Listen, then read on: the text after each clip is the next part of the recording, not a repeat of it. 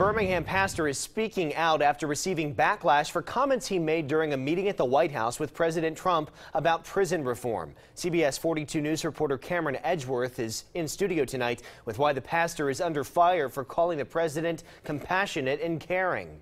Pastor Van Moody of the Worship Center is speaking out to give his side of the story. He says his comments were taken out of context. Pastor Van Moody facing criticism after telling President Trump, "Thank you for being compassionate and caring about all people." Moody says he said it in response to the president's positive comments about working towards new prison reform legislation with the First Step Act. So my statements about him caring for all people was strictly about this notion of prison reform.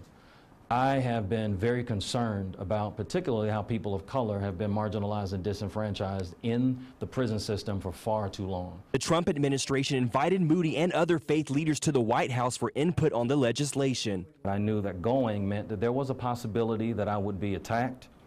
Nevertheless, I accepted the invitation because I do believe that the ability to help others who are marginalized, disenfranchised, and voiceless is much more important than personal gain. Moody says he received backlash on social media from the community and some members of the congregation who were upset he agreed to meet with the president. Former church member and community activist Carlos Chavarez says he doesn't agree with Moody's actions. What Pastor Van did in Washington, D.C. was a disgrace to black folks all around this country. You don't say no crap like this president is showing compassionate. He's a compassionate and caring person of all people. That ain't nothing you say. Moody says he hopes the community and his congregation understand his intent is to create positive change. I do believe that as believers, we're called to be a part of the solution and not the problem. I do believe that we as a ministry are here to help make a difference.